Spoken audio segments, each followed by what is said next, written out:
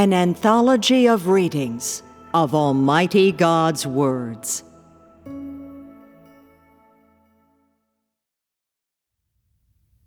God's work, God's disposition, and God Himself, too.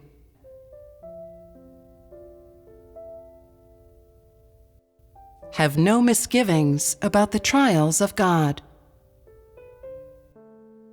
After receiving testimony from Job following the end of his trials, God resolved that He would gain a group, or more than a group, of people like Job.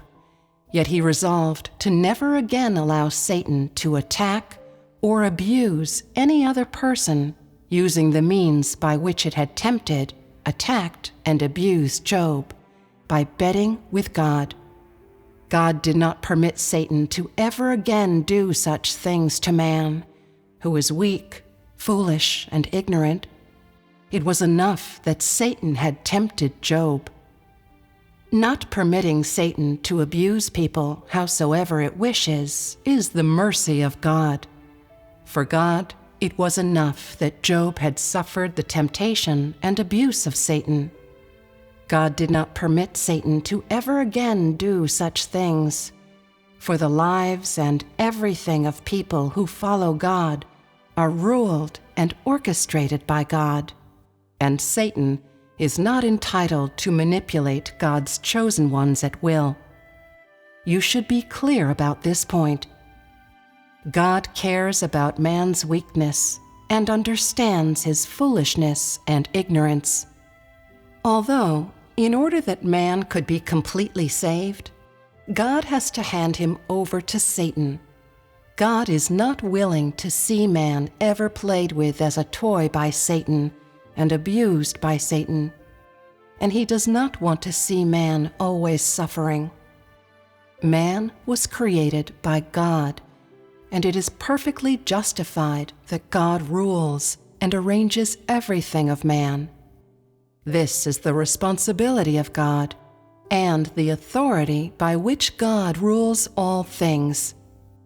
God does not permit Satan to abuse and mistreat man at will. He does not permit Satan to employ various means to lead man astray, and moreover, He does not permit Satan to intervene in God's sovereignty of man. Nor does He allow Satan to trample and destroy the laws by which God rules all things, to say nothing of God's great work of managing and saving mankind. Those whom God wishes to save, and those who are able to bear testimony to God, are the core and the crystallization of the work of God's 6,000-year management plan, as well as the price of His efforts in His 6,000 years of work. How could God casually give these people to Satan? People often worry about and are fearful of the trials of God, yet at all times they are living in Satan's snare and living in perilous territory in which they are attacked and abused by Satan. Yet they know not fear and are unperturbed. What is going on? Man's faith in God is only limited to the things he can see. He has not the slightest appreciation of God's love and concern for man, or of His tenderness and consideration toward man. But for a little trepidation and fear about God's trials, judgment and chastisement, and majesty and wrath, man has not the slightest understanding of God's good intentions. At the mention of trials, people feel as if God has ulterior motives, and some even believe that God harbors evil designs, unaware of what God will actually do to them. Thus, at the same time as crying out obedience to God's sovereignty and arrangements, they do all they can to resist and oppose God's sovereignty over man and arrangements for man, for they believe that if they are not careful, they will be misled by God, that if they don't keep a grip on their own fate, then all that they have could be taken by God, and their life could even be ended. Man is in Satan's camp, but he never worries about being abused by Satan, and he is abused by Satan, but never fears being taken captive by Satan. He keeps saying that he accepts God's salvation, yet has never trusted in God or believed that God will truly save man from the claws of Satan.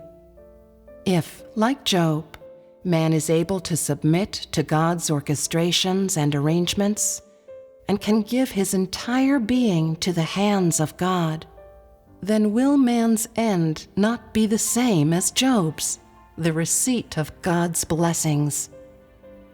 If man is able to accept and submit to God's rule, what is there to lose? And thus, I suggest that you be careful in your actions and cautious toward everything that is about to come upon you.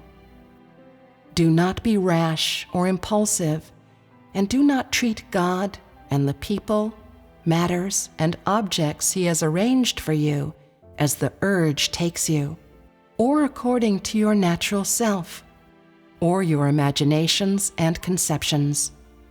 You must be cautious in your actions, and must pray and seek more to avoid inciting the wrath of God. Remember this.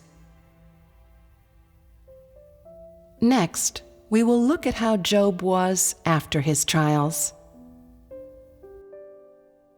5. Job after his trials. Job, chapter 42, verses 7 through 9.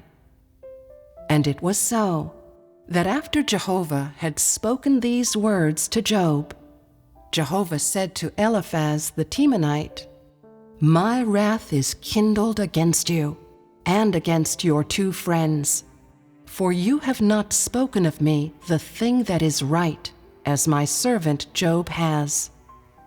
Therefore, take to you now 7 bullocks and 7 rams, and go to my servant Job, and offer up for yourselves a burnt offering, and my servant Job shall pray for you. For him will I accept, lest I deal with you after your folly, in that you have not spoken of me the thing which is right, like my servant Job. So Eliphaz the Temanite, and Bildad the Shuhite, and Zophar the Naamathite went, and did according as Jehovah commanded them. Jehovah also accepted Job. Job, chapter 42, verse 10. And Jehovah turned the captivity of Job when he prayed for his friends. Also, Jehovah gave Job twice as much as he had before. Job, chapter 42, verse 12. So Jehovah blessed the latter end of Job more than his beginning, for he had 14,000 sheep, and 6,000 camels, and 1,000 yoke of oxen, and 1,000 she-asses. Job, chapter 42, verse 17. So Job died, being old and full of days. Those who fear God and shun evil are looked upon with cherishment by God, while those who are foolish are seen as lowly by God. In Job, chapter 42, verses 7 through 9, God says that Job is his servant.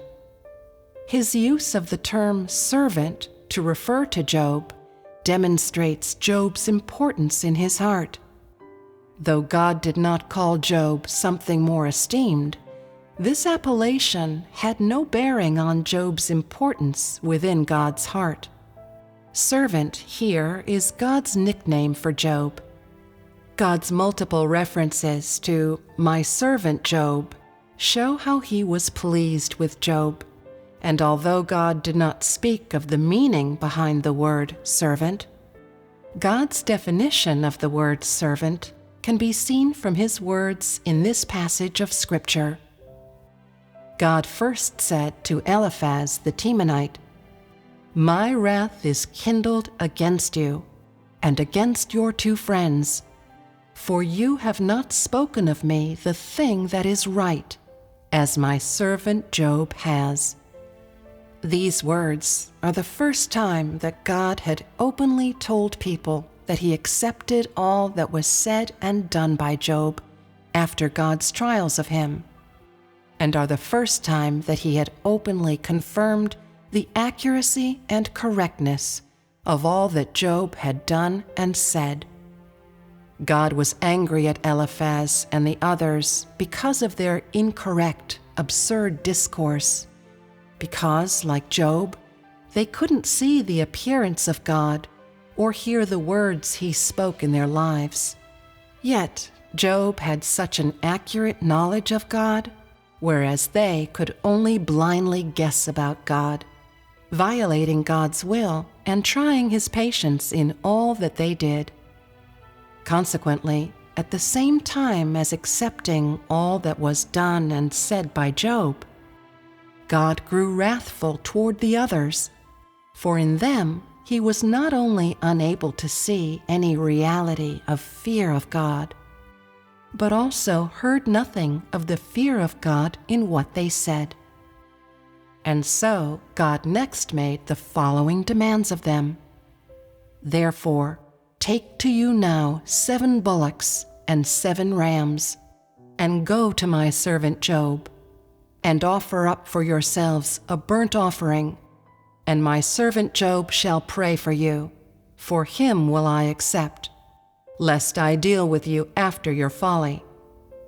In this passage, God is telling Eliphaz and the others to do something that will redeem their sins, for their folly was a sin against Jehovah God, and thus they had to make burnt offerings in order to remedy their mistakes.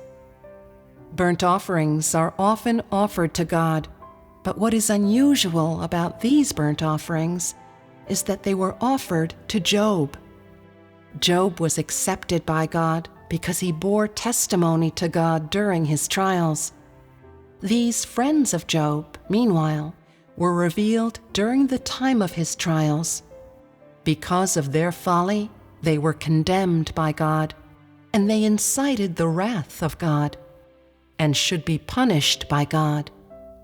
Punished by making burnt offerings before Job, after which Job prayed for them to dispel God's punishment and wrath toward them. God's intention was to bring shame upon them, for they were not people who feared God and shunned evil, and they had condemned the integrity of Job. In one regard, God was telling them that he did not accept their actions, but greatly accepted and took delight in Job. In another, God was telling them that being accepted by God elevates man before God, that man is loathed by God because of his folly and offends God because of it, and is lowly and vile in God's eyes. These are the definitions given by God of 2 types of people. They are God's attitudes toward these 2 types of people, and they are God's articulation of the worth and standing of these 2 types of people. Even though God called Job his servant, in God's eyes, this servant was beloved and was bestowed with the authority to pray for others and forgive them their mistakes. This servant was able to talk directly to God and come directly before God. His status was higher and more honorable than those of others. This is the true meaning of the word servant spoken by God. Job was given this special honor because of his fear of God and shunning of evil. And the reason why others were not called servants by God is because they did not fear God and shun evil. These 2 distinctly different attitudes of God are his attitudes toward 2 types of people. Those who fear God and shun evil are accepted by God, and seen as precious in his eyes, while those who are foolish do not fear God and are incapable of shunning evil, and are not able to receive God's favor. They are often loathed and condemned by God, and are lowly in God's eyes. God bestows authority upon Job. Job prayed for his friends, and afterward, because of Job's prayers, God did not deal with them as befitted their folly. He did not punish them or take any retribution upon them. And why was that? Because the prayers for them of God's servant Job had reached his ears. God forgave them because he accepted Job's prayers. And what do we see in this? When God blesses someone, he gives them many rewards, and not just material ones either. God also gives them authority and entitles them to pray for others. And God forgets and overlooks those people's transgressions because he hears these prayers. This is the very authority that God gave to Job. Through Job's prayers to halt their condemnation, Jehovah God brought shame upon those foolish people, which of course was his special punishment for Eliphaz and the others. Job is once more blessed by God and is never again accused by Satan.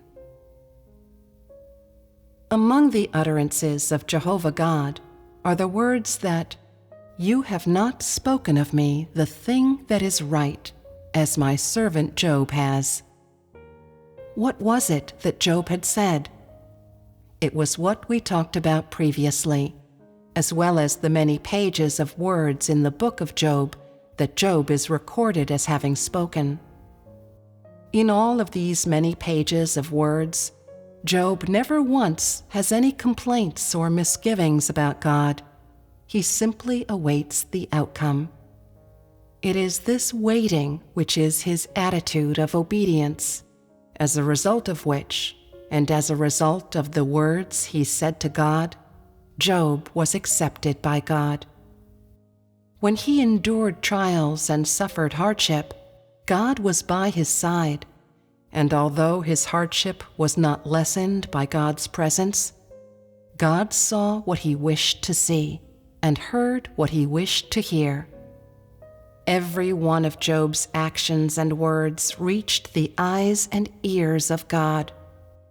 God heard and he saw, and this is fact. Job's knowledge of God and his thoughts about God in his heart at that time, during that period, were not actually as specific as those of the people of today, but in the context of the time. God still recognized all that he had said, because his behavior and the thoughts in his heart and what he had expressed and revealed were sufficient for his requirements. During the time that Job was subjected to trials, that which he thought in his heart and resolved to do showed God an outcome, one that was satisfactory to God. And afterward, God took away Job's trials. Job emerged from his troubles, and his trials were gone and never again befell him. Because Job had already been subjected to trials, and had stood firm during these trials, and completely triumphed over Satan, God gave him the blessings that he so rightfully deserved. As recorded in Job chapter 42, verses 10 and 12, Job was blessed once again, and was blessed with more than the first instance. At this time, Satan had withdrawn, and no longer said or did anything, and from then onward, Job was no longer interfered with or attacked by Satan, and Satan no longer made accusations against God's blessings of Job. Job spends the latter half of his life amid God's blessings. Although his blessings of that time were only limited to sheep, cattle, camels, material assets, and so on, the blessings that God wished to bestow upon Job in his heart were far more than this. At the time, were there recorded what kind of eternal promises God wished to give Job? In his blessings of Job, God did not mention or touch upon his end, and regardless of what importance or position Job held within God's heart, in some, God was discerning in his blessings. God did not announce Job's end. What does this mean? At that time, when God's plan had yet to reach the point of the proclamation of man's end, the plan had yet to enter the final stage of his work. God made no mention of the end, merely bestowing material blessings upon man. What this means is that the latter half of Job's life was passed amid God's blessings, which was what made him different to other people. But like them, he aged, and like any normal person, the day came when he said goodbye to the world. Thus is it recorded that, "So Job died, being old and full of days." Job, chapter 42, verse 17. What is the meaning of "died, full of days" here? In the era before God proclaimed the end, God set a life expectancy for Job. And when that age had been reached, he allowed Job to naturally depart from this world. From Job's second blessing until his death, God did not add any more hardship. To God, Job's death was natural and also necessary. It was something very normal, and neither a judgment nor a condemnation. While he was alive, Job worshipped and feared God. With regard to what sort of end he had following his death, God said nothing, nor made any comment about it. God is judicious in what he says and does, and the content and principles of his words and actions are according to the stage of his work and the period in which he is working. What kind of end did someone such as Job have in God's heart? Had God reached any kind of decision in his heart? Of course he had. It's just that this was unknown by man. God did not want to tell man, nor did he have any intention of telling man. And thus, superficially speaking, Job died full of days, and such was the life of Job. The price lived out by Job during his lifetime. Did Job live a life of value? Where was the value? Why is it said that he lived a life of value? To man, what was his value? From the viewpoint of man, he represented the mankind whom God wishes to save, in bearing a resounding testimony to God before Satan and the people of the world. He fulfilled the duty that ought to be fulfilled by a creature of God, and set an exemplar, and acted as a model, for all those whom God wishes to save, allowing people to see that it is entirely possible to triumph over Satan by relying on God. And what was his value to God? To God, the value of Job's life lay in his ability to fear God, worship God, testify to the deeds of God, and praise the deeds of God, bringing God comfort and something to enjoy. To God, the value of Job's life was also in how, before his death, Job experienced trials and triumphed over Satan, and bore resounding testimony to God before Satan and the people of the world, glorifying God among mankind, comforting God's heart, and allowing God's eager heart to behold an outcome and see hope. His testimony set a precedent for the ability to stand firm in one's testimony to God, and for being able to shame Satan in behalf of God in God's work of managing mankind. Is this not the value of Job's life? Job brought comfort to God's heart. He gave God a foretaste of the delight of being glorified and provided a wonderful beginning for God's management plan. And from this point onward, the name of Job became a symbol for the glorification of God and a sign of mankind's triumph over Satan. What Job lived out during his lifetime and his remarkable triumph over Satan will forever be cherished by God, and his perfection, uprightness, and fear of God will be venerated and emulated by generations to come. He will forever be cherished by God like a flawless, luminous pearl, and so too is he worth treasuring by man. Next, let us look at God's work during the age of law. D.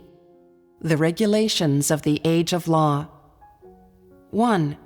The Ten Commandments. 2. The principles for building altars. 3.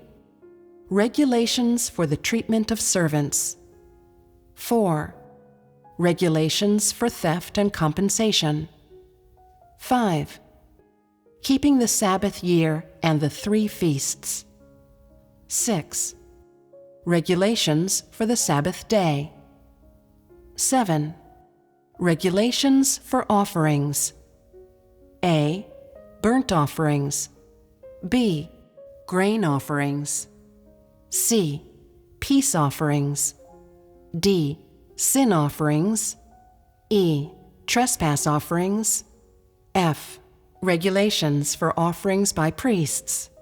Aaron and his sons are ordered to comply. 1. Burnt offerings by priests. 2.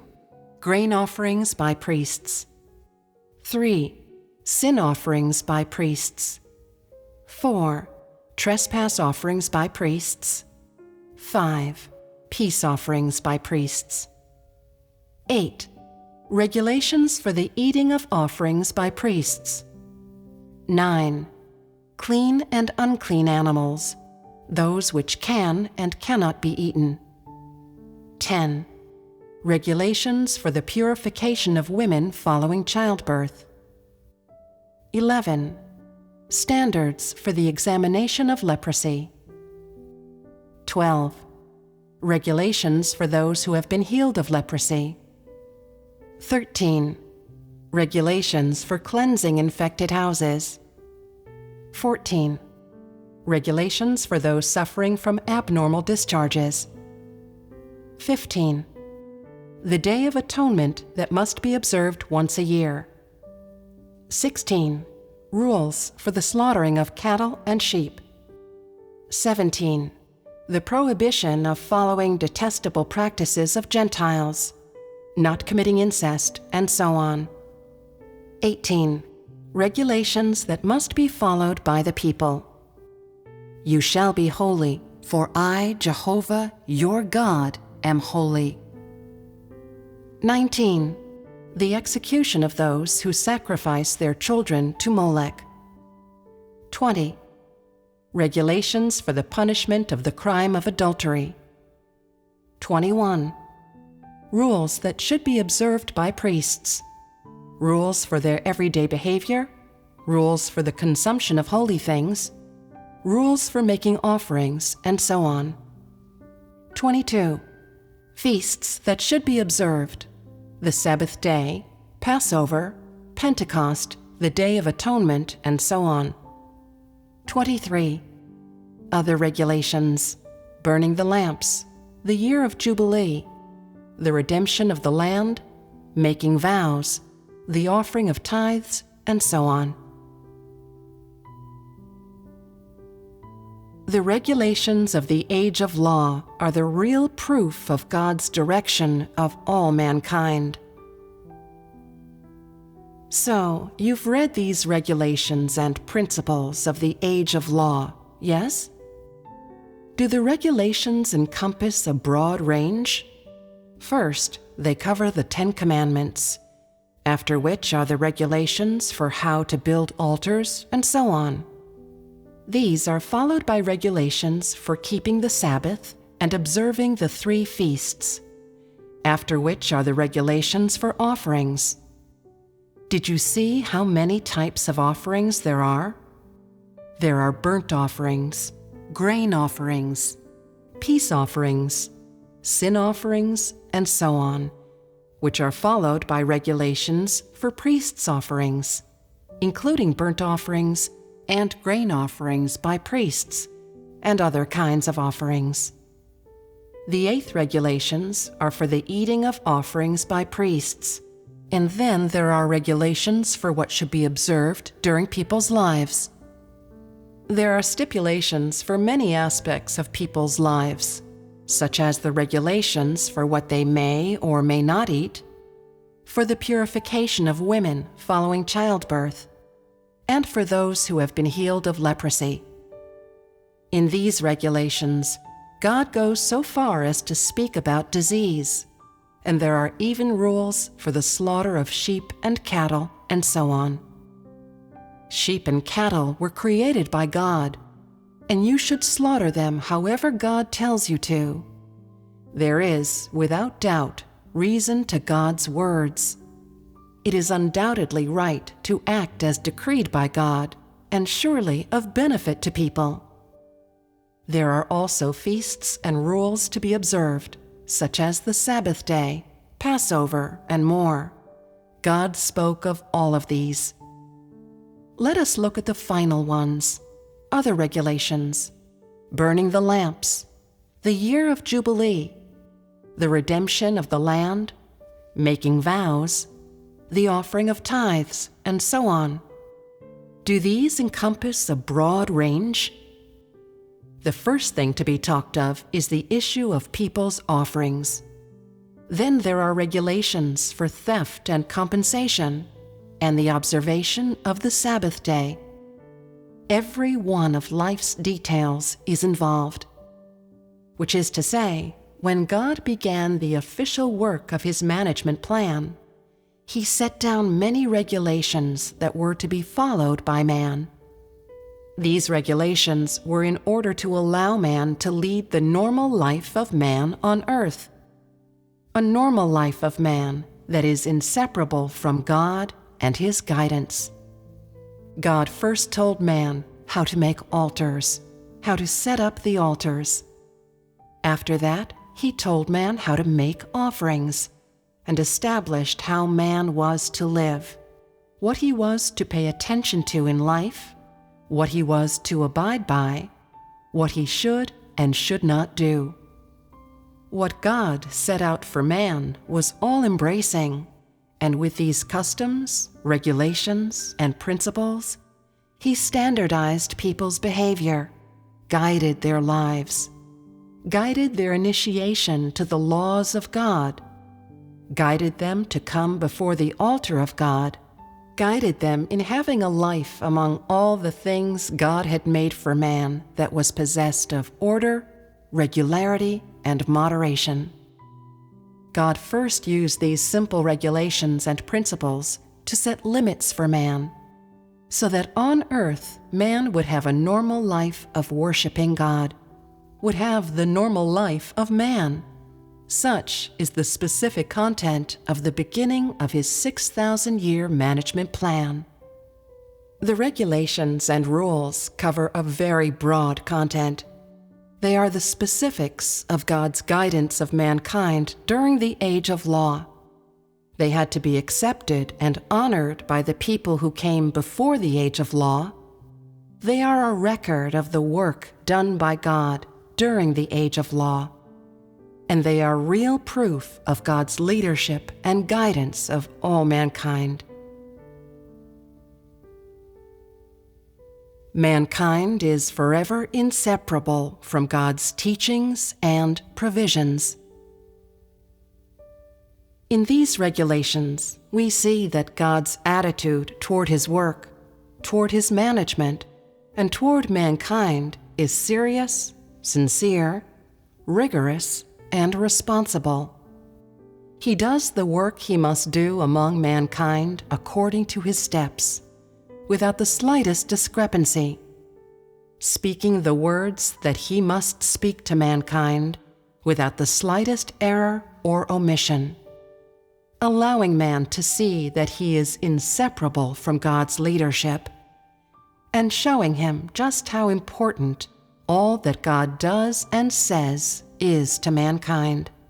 Regardless of what man is like in the next age, in short, at the very beginning, during the age of law, God did these simple things. To God, people's concepts of God, the world, and mankind in that age were abstract and opaque. And even though they had some conscious ideas and intentions, all of them were unclear and incorrect. And thus, mankind was inseparable from God's teachings and provisions for them. Earliest mankind knew nothing, and so God had to begin teaching man from the most superficial and basic principles for survival and regulations necessary for living, imbuing these things in the heart of man bit by bit, and giving man a gradual understanding of God, a gradual appreciation and understanding of God's leadership, and a basic concept of the relationship between man and God, through these regulations and through these rules, which were of words. After achieving this effect, only then was God able to, little by little, do the work that He would do later. And thus these regulations and the work done by God during the age of law are the bedrock of His work of saving mankind, and the first stage of work in God's management plan. Although prior to the work of the age of law, God had spoken to Adam, Eve, and their descendants, those commands and teachings were not so systematic or specific as to be issued one by one to man, and they were not written down, nor did they become regulations. That is because, at that time, God's plan had not gone that far. Only when God had led man to this step could He begin speaking these regulations of the age of law, and begin making man carry them out. It was a necessary process, and the outcome was inevitable. These simple customs and regulations show man the steps of God's management work and the wisdom of God revealed in His management plan.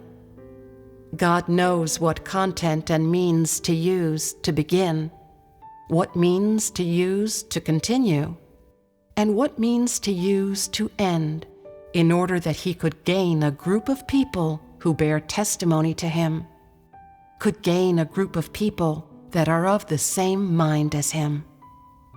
He knows what is within man, and knows what is lacking in man.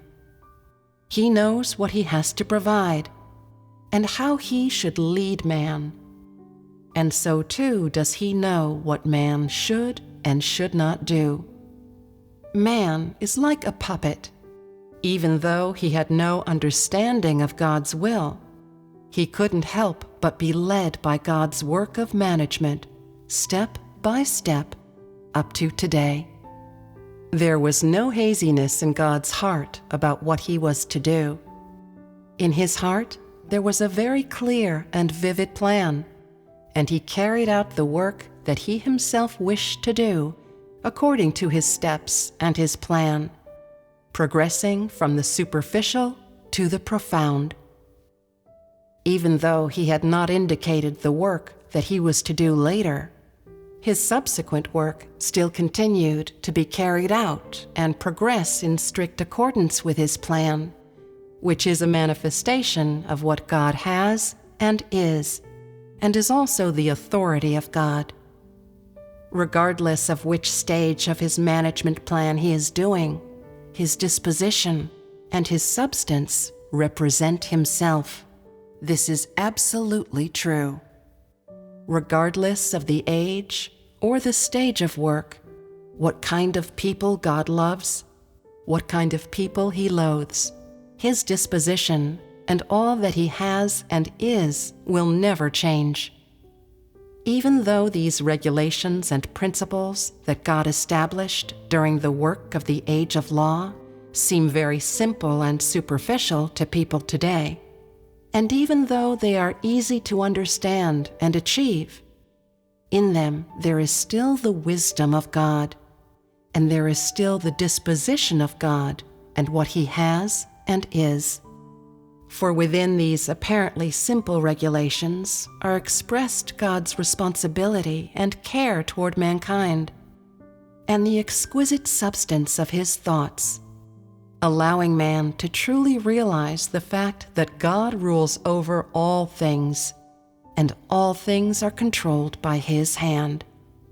No matter how much knowledge mankind masters, or how many theories or mysteries he understands, to God, none of these is capable of replacing his provision to and leadership of mankind. Mankind will forever be inseparable from God's guidance and the personal work of God. Such is the inseparable relationship between man and God. Regardless of whether God gives you a commandment or regulation, or provides truth for you to understand his will, no matter what he does, God's aim is to guide man to a beautiful tomorrow. The words uttered by God and the work he does are both the revelation of one aspect of his substance, and are the revelation of one aspect of his disposition and his wisdom. They are an indispensable step of his management plan. This must not be overlooked. God's will is in whatever he does. God does not fear misplaced remarks, nor is he afraid of any of man's conceptions or thoughts about him. He merely does his work and continues his management in accordance with his management plan, unconstrained by any person, matter, or object. Okay, that's all for today. See you next time.